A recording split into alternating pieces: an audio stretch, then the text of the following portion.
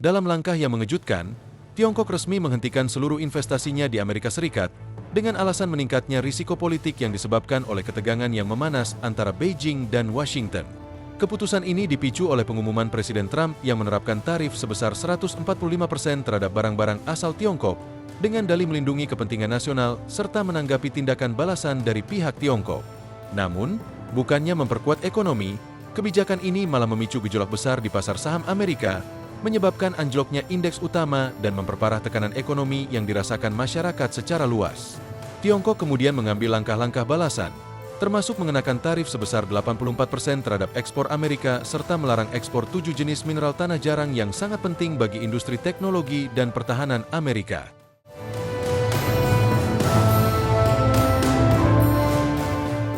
Selain itu, Tiongkok juga mengindikasikan kemungkinan menjual obligasi pemerintah Amerika dalam jumlah besar sebagai bentuk tekanan ekonomi. Dampaknya, Beijing menghentikan miliaran dolar investasi baru yang sebelumnya mengalir ke berbagai sektor penting di Amerika, mulai dari teknologi hingga properti. Di berbagai wilayah seperti California dan Florida, proyek-proyek besar yang sebelumnya didukung modal Tiongkok kini mandek atau bahkan dibatalkan. Akibatnya, banyak sektor industri mengalami stagnasi dan ribuan pekerja kehilangan pekerjaan. Hal ini semakin memperkuat argumen bahwa strategi perdagangan Trump justru membawa konsekuensi serius bagi perekonomian Amerika.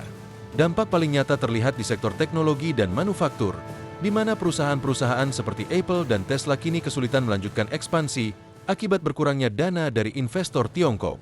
Rencana pembangunan pabrik dan peluncuran produk baru tertunda, mengganggu ekosistem kerja dan rantai pasokan di seluruh negeri.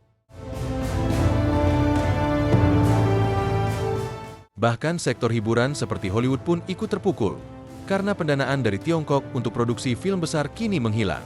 Di bidang properti, efeknya tak kalah signifikan. Proyek-proyek besar di kota-kota seperti Miami dan Los Angeles terbengkalai, meninggalkan gedung-gedung setengah jadi dan ribuan rumah yang tidak terjual. Bisnis-bisnis kecil yang selama ini bergantung pada proyek-proyek ini pun ikut terdampak mulai dari pemasok bahan bangunan hingga pemilik kedai kopi lokal. Situasi ini mencerminkan bagaimana kebijakan keras Trump dalam perdagangan malah mendorong investor terbesar untuk menarik diri. Dengan menarget Tiongkok melalui tarif tinggi dan retorika agresif, pemerintah Amerika justru menakut-nakuti modal asing yang selama ini menjadi motor pertumbuhan berbagai sektor. Sektor pertanian Amerika pun menjadi korban dalam konflik ini. Tiongkok, yang sebelumnya merupakan pasar utama bagi ekspor kedelai dan jagung Amerika, kini menghentikan pembelian, membuat petani di pedesaan kehilangan pendapatan dan peluang ekspor. Koperasi pertanian dan industri pengolahan pangan terpaksa memotong anggaran, memicu gelombang PHK dan kebangkrutan di banyak wilayah.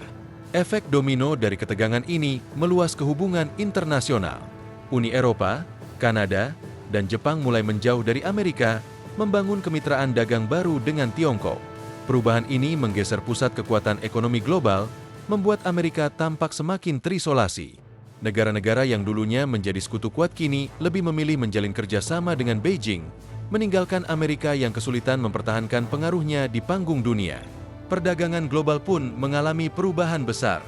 Eropa meningkatkan impor dari Tiongkok, Kanada menandatangani kesepakatan energi baru, dan Jepang mendekat ke arah Asia Timur. Sementara itu, Amerika mulai ditinggalkan dalam arus perdagangan utama. Banyak analis menyebut kebijakan Trump sebagai kesalahan strategis yang menciptakan kekacauan alih-alih kemajuan. Kini, angka-angka berbicara dengan jelas. Investasi dari Tiongkok yang pernah mencapai 46 miliar dolar pada tahun 2018 kini turun drastis menjadi hanya 2,3 miliar dolar pada 2025. Penurunan 95% ini menandai krisis kepercayaan besar-besaran terhadap stabilitas dan kepastian ekonomi Amerika. Banyak perusahaan rintisan dan inovator yang kehilangan dukungan finansial, menghambat pertumbuhan teknologi dan penciptaan lapangan kerja. Di tengah ketidakpastian ini, publik Amerika mulai mempertanyakan arah kebijakan ekonomi negaranya.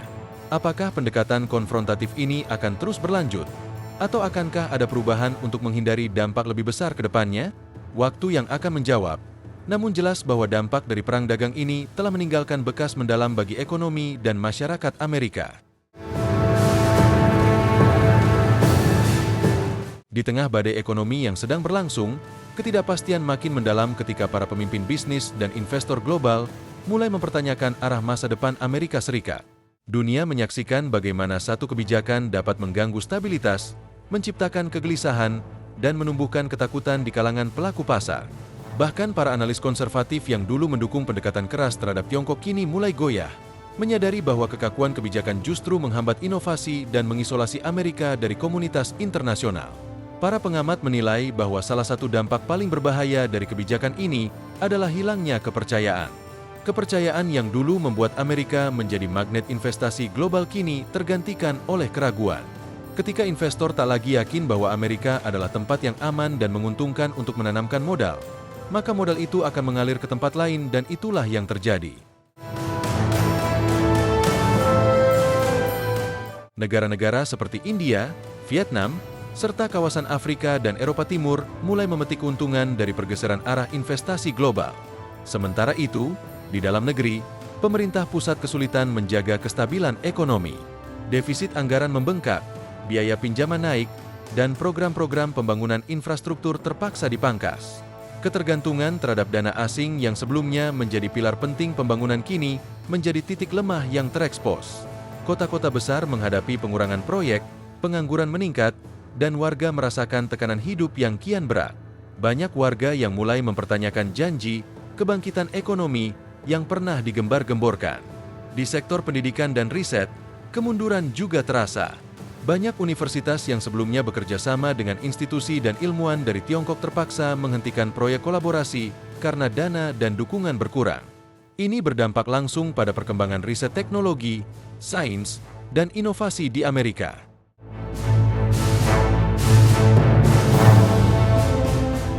Negara yang selama ini menjadi pelopor revolusi teknologi kini terlihat tertinggal karena kebijakan tertutup yang mencegah pertukaran ilmu dan pendanaan. Di sisi lain, Tiongkok semakin mantap mengarahkan investasinya ke wilayah-wilayah yang lebih bersahabat.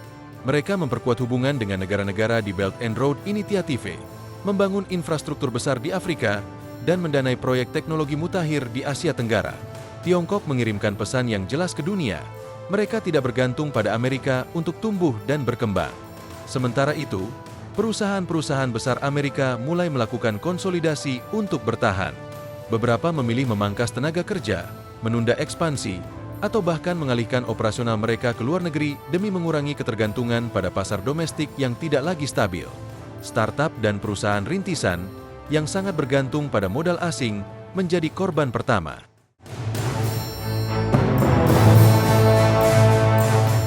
Banyak dari mereka tutup atau diakuisisi dengan harga murah, meninggalkan kekosongan dalam ekosistem inovasi Amerika. Jika situasi ini terus berlanjut, para ekonom memperingatkan bahwa Amerika Serikat berisiko kehilangan statusnya sebagai pusat ekonomi dunia. Dunia tidak menunggu, dan investor global terus mencari tempat yang menawarkan stabilitas, prediktabilitas, dan potensi pertumbuhan jangka panjang. Tiga hal yang kini tampaknya semakin menjauh dari Washington. Pertanyaan yang kini bergema di seluruh dunia, apakah para pembuat kebijakan di Amerika akan menyadari dampak dari strategi konfrontatif ini dan berbalik arah? Atau mereka akan tetap melaju di jalur yang dapat memperburuk keterpurukan ekonomi nasional? Sementara elit politik Amerika terus berselisih tentang siapa yang harus disalahkan atas kekacauan ini, rakyat biasa harus menanggung konsekuensinya secara langsung. Di kota-kota kecil, bisnis lokal yang selama ini menjadi tulang punggung ekonomi komunitas mulai berguguran. Para pemilik toko kelontong, bengkel, hingga warung makan kehilangan pelanggan karena daya beli masyarakat menurun. Banyak keluarga yang dulunya hidup nyaman kini harus berhemat, menghadapi inflasi dan ketidakpastian masa depan. Generasi muda pun mulai mempertanyakan apakah impian Amerika masih relevan. Dengan harga rumah yang tak terjangkau, lapangan kerja yang semakin sedikit, dan biaya pendidikan yang melonjak, banyak anak muda yang merasa terjebak dalam sistem yang tak lagi memberi mereka harapan.